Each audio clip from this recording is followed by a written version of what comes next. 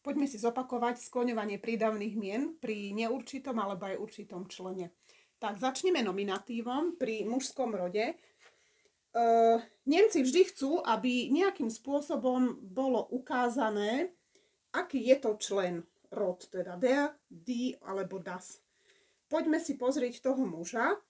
Čiže keď je tu ein, že je to nejaký starý muž, tak ten ako keby der nám prejde sem do toho prídavného mena ein alter Mann.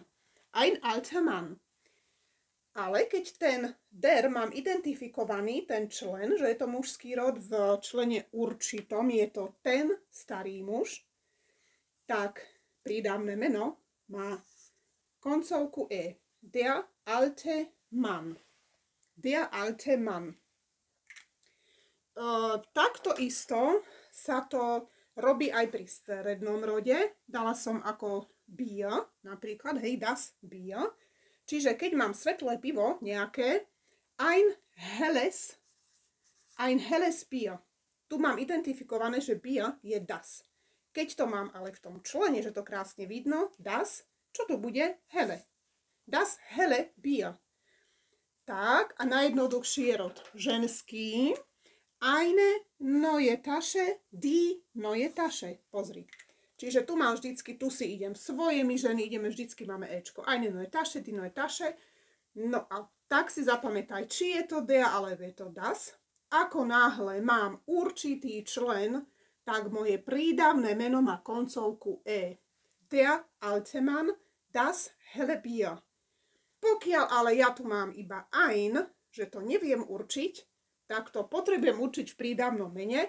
V rode mužskom R dám za prídavné meno ein alter Mann alebo ein helles Bier. Tak a ešte vám doplním k tomu akuzatív. Pozri, akuzatív stredného a ženského rodu je úplne taký istý ako aj prvý pád.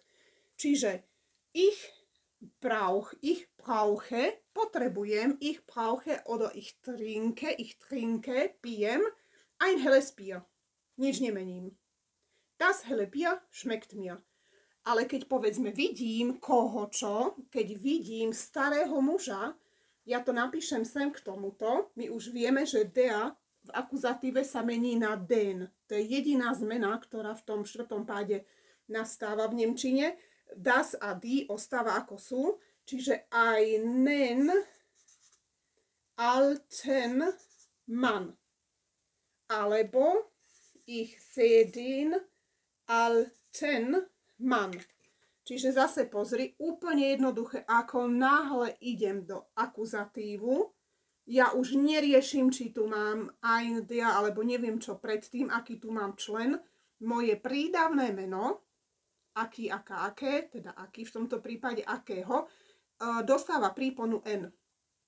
A samozrejme, neurčitý člen ein, einen, ich sehe einen alten Mann, ich sehe den alten Mann. Ostatné rody ostávajú tak, ako sú aj v prvom páde. Tschüss!